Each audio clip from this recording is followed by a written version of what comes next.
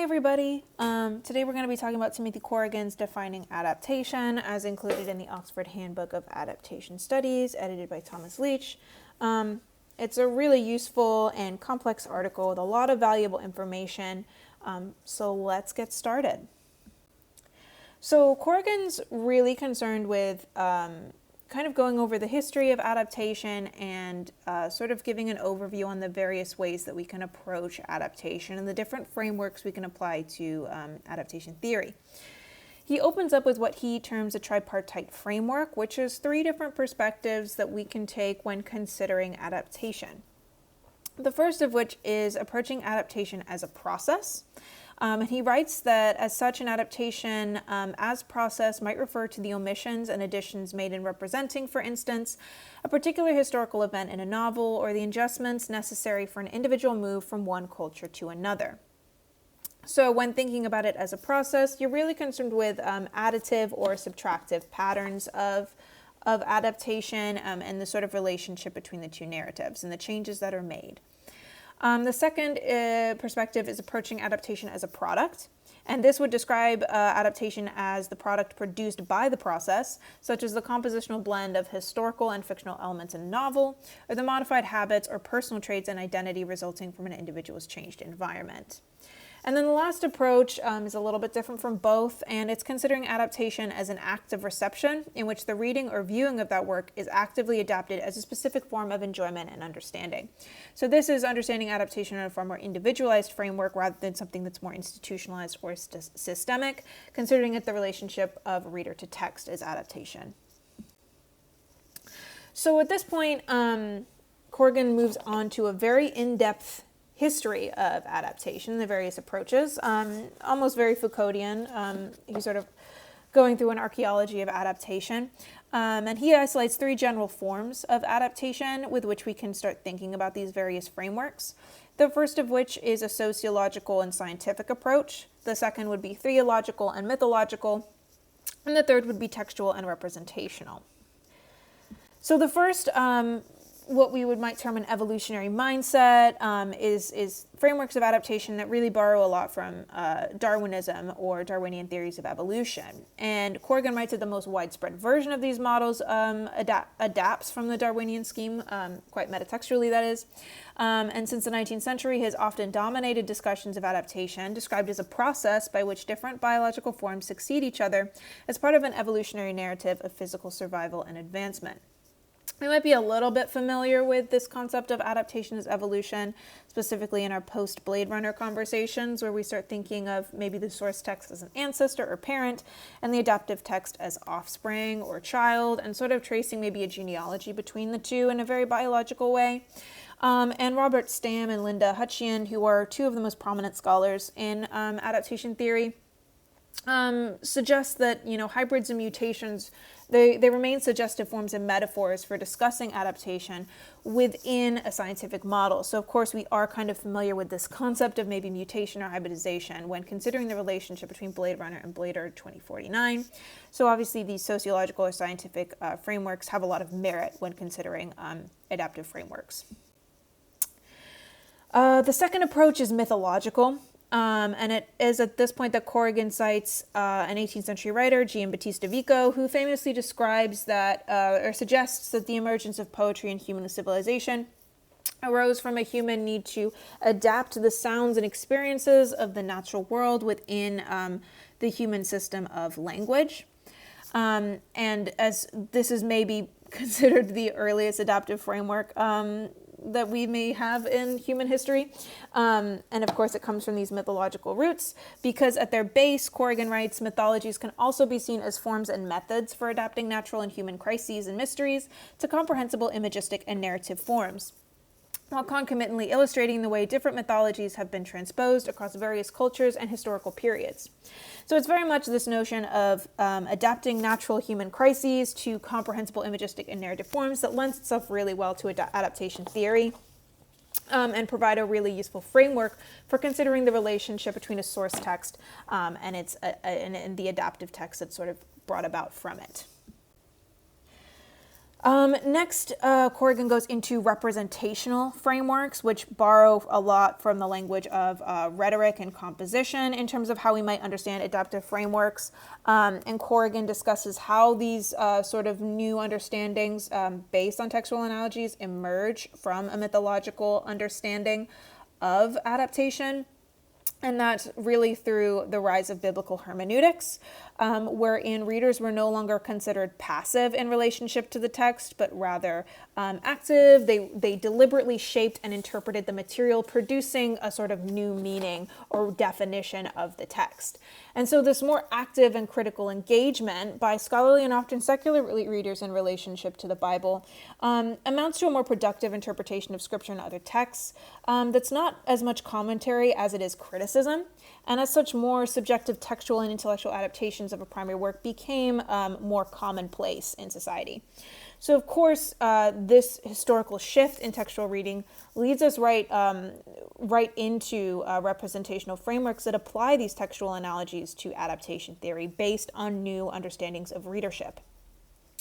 And Corrigan writes that these linguistic, visual, or audio adaptations include a long list of syntactical and grammatical tactics, including adaptation as quotation, as allusion, as embedding, as appropriation, and as palimpsest. And we'll get into those a little bit more in the next slide. But Corrigan writes that these rhetorical moves denote a specific structural adaptation of one expression, text, or representation by another along a continuum in which the source becomes increasingly less prominent or authoritative. So we'll be seeing that in these representational frameworks, maybe the hierarchy between source text and adaptive text is gradually challenged within this new framework and this new language or analogous structure for understanding adaptation, wherein the authority of the source text is deliberately challenged in the way that we discuss its relationship to the adaptive one. So these five different concepts for understanding adaptation sort of move in a sort of spectrum, and I've dubbed it the vanishing text, where, within these different textual analogies, they all have these sort of implicit connotations in terms of relationships of power between source text and adaptive. The first of them being obviously quotation, wherein the source text is incredibly present. This might be a particularly faithful adaptation that maybe relies on the cultural cachet of the original work or the authority of the original work for its own meaning. So this, of course, would have the source text remaining its most authoritative. As you move down between allusion, embedding, and appropriation, these various textual analogies do suggest a sort of vanishing of the original material within the secondary. Something like allusion is far less potent than quotation in terms of the source text that's being included. And then, of course, you move down to palimpsest, which, if you're not familiar with what a palimpsest is, when texts were written originally on parchment and paper was very scarce, scribes would actually scrape off old texts to sort of clean the paper and then write a new text on top of it. So you can see how the notion of a palimpsestic adaptation does all but erase the source text from the adaptive material, wherein that original text is scraped off of the screen, if we want to talk in film terminology, and the new one is inscribed on top of it. You may have like some small vestiges of the source text remaining, but it's really the secondary material inscribed on top of it that maintains the majority of the authority in that relationship. It is important to note that as we move into adaptive frameworks that rely less on a one-to-one ratio, that the spectrum might get a little bit more complicated, that there might be a multiplicity of textual analogies operating within a single text. And as such, this clear sort of gradient or spectrum between these five different categories can get a little bit more complicated. This is, of course, the base version of representational frameworks that rely on textual analogies. In Adaptation and Appropriation, Shirley Sanders expands this greatly to include different understandings based on language of rhetoric that we can understand adaptation, including such concepts as adaptation as a version, a variation, an interpretation, a continuation, and so on and so forth. So the representational framework continues to gain a lot of ground and a lot of usefulness within adaptation studies. So in this ever-growing history of adaptation, Corrigan starts breaking it down by decades and sort of putting adaptive studies in conversation with various other dominant film theories of the time. And he starts with this notion of intertextuality that sort of arose in the 1920s and 1930s, writing that during these decades, adaptation extended intertextual exchanges with the other arts and refocused these psychological exchanges as a decidedly social and political activity. So cinema was no longer considered a pure or unified medium, but one that was deliberately in conversation or context with various other art forms. He cites most importantly artists and poets like Ferdinand Laguerre and Vsevolod Meyerhold, an artist and a poet respectively, who really explored the sort of juxtaposition or conjunction of cinema and avant-garde movements in painting and theater as radically modernist ways of generating new ways of seeing. And then, of course, we've got hopefully familiar names by now, Walter Benjamin and Sergei Eisenstein, both famous theorists in modernity, who both also saw who sort of led the charge for a renewed interest in the intertextuality of film. Sergei Eisenstein has a very famous essay that he wrote and published in 1944 titled Dickens, Griffith, and the Film Today. We discussed it briefly in one of our classes, where he sort of does a comparative study of the films of D.W. Griffith and the novels of Charles Dickens, and the study of parallel editing and similar narrative styles shared between the two mediums. And he uses this to sort of expand his theory of montage, and that would essentially underpin an adaptation of Marxist dialectics to the political potential of film editing. So not only is Eisenstein locating film within a sort of textual or intertextual framework, but he's also locating it within larger socio-political and economic conversations via the work of Marx. Then, of course, you've got Walter Benjamin's very famous The Work of Art in the Age of Its Technological Reproducibility, written and published in 1936, where he considered how film can potentially shatter long artistic traditions of erratic distance and authenticity in an aesthetic experience, mobilizing mass audiences to test and measure their own social experiences. So again, Walter Benjamin is tracing the contours of a shared relationship between cinema and various other art forms, not just literature, and how it reshapes spectatorial experiences.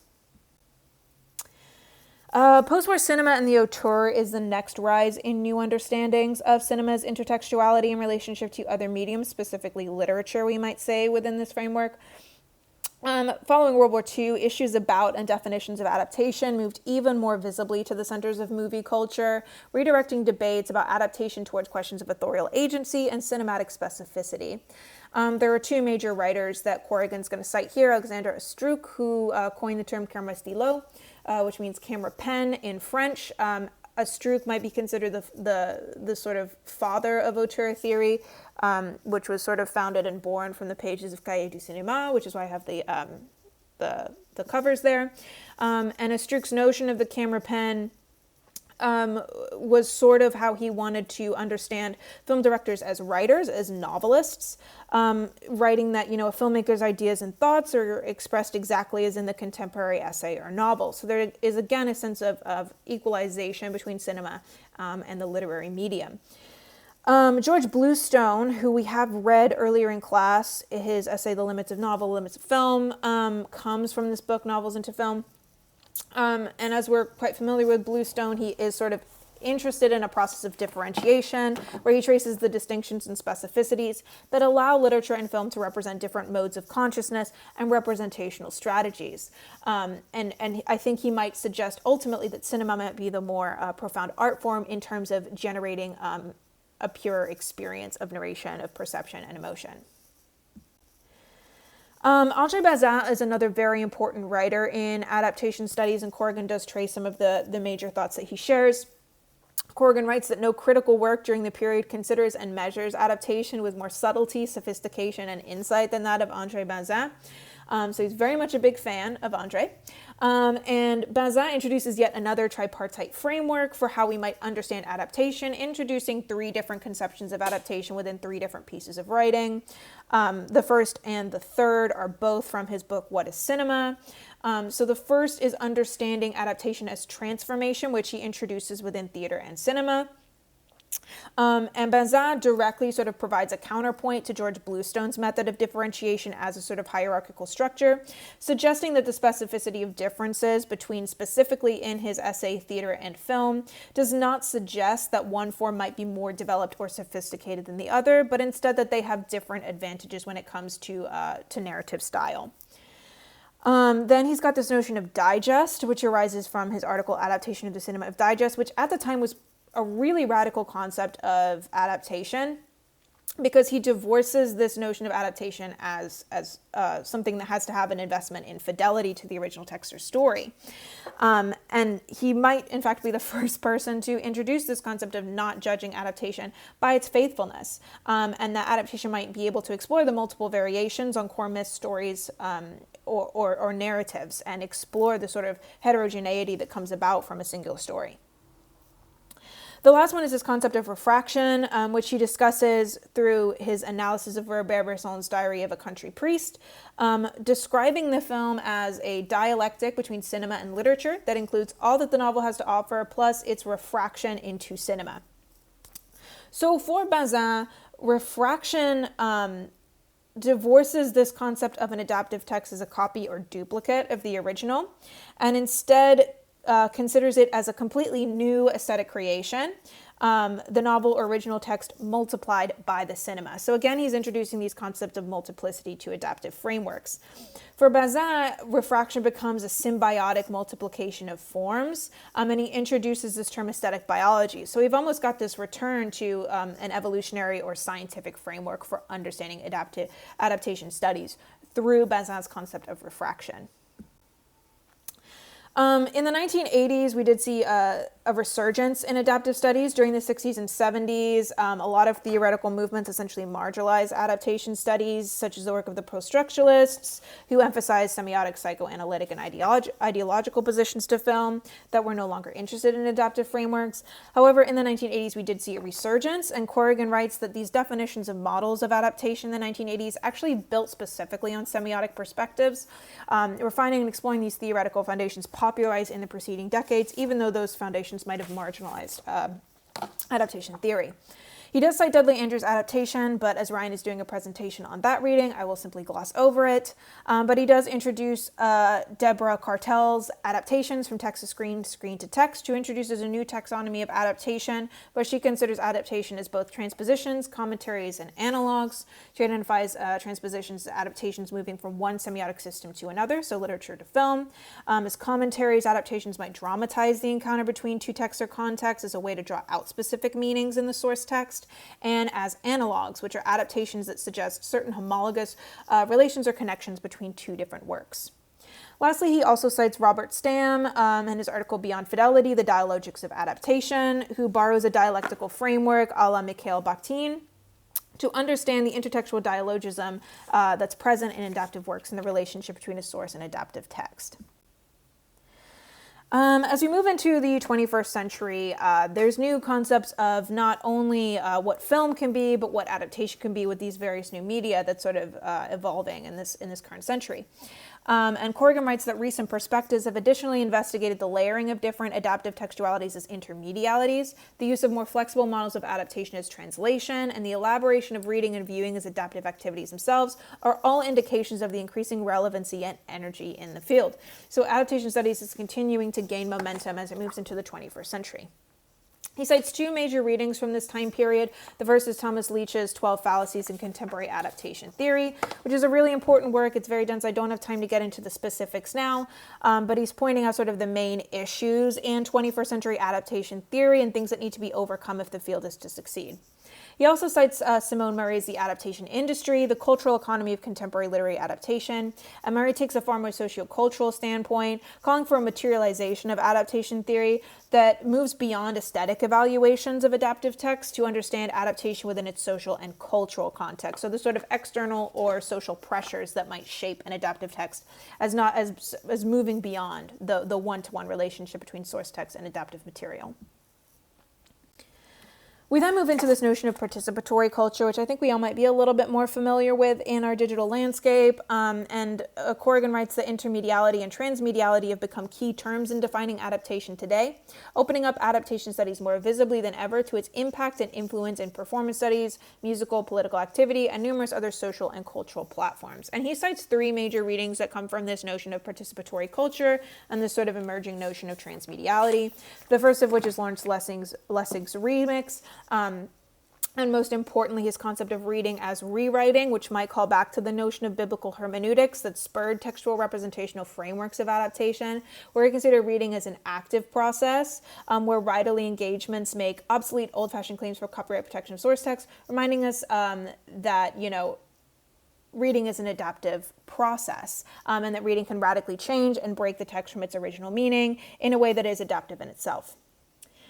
Then next we have Henry Jenkins' convergence culture and his notion of transmedia storytelling, wherein with these new mediums and new narrative platforms that are emerging with social media and website management, a single narrative can be broken up over multiple different platforms while still remaining unified, in a sense, a far more complex and radicalized adaptive framework that is less of a one-to-one ratio, and a narrative that's split but still whole. Then we also have Linda Hutchian's theory of adaptation. She focuses on this notion of modes of engagement, where she's sort of unraveling the pleasures of adaptation, and the differences between knowing and unknowing audience, as well as the various degrees of immersion, according to which audience respond to adaptation and its expansion into new media. So after all of that, after going through sort of tracing the general route of adaptation throughout the years, and coming back to the title of this article, Defining Adaptation, how might we define adaptation after all of this, after thinking of it as evolution, as mythology, as textual representational frameworks, as what have you? How might we define it? Corrigan writes that because its activities and perspectives continue to evolve rapidly, there cannot be any single or stable definition of adaptation. That, concepts of adaptation are constantly in a sort of permanent state of flux, which might be the most metatextual aspect of adaptation and defining it, possibly, where definitions are constantly being adapted from the other. Sorry, this went a little bit over time. I didn't mean for it to be this long, but there's a lot of really great material in this article and a lot of really great readings that are included that I had to omit or gloss over. As such, I've included a supplementary document titled Further Reading, where I've organized and broken down a lot of the major sources that Corrigan pulls into his article and organized them by the structure of the essay and the structure of this presentation, and included links to access that we might have to any of these readings. So if any of them seemed very interesting to you and you wanted to explore more, there is that available on Canvas as well. And of course, if you have any questions about anything gone over in the presentation or you need further clarification, feel free to send me an email or, we can chat on Zoom or something. All right, thanks for listening to me. Have a great night.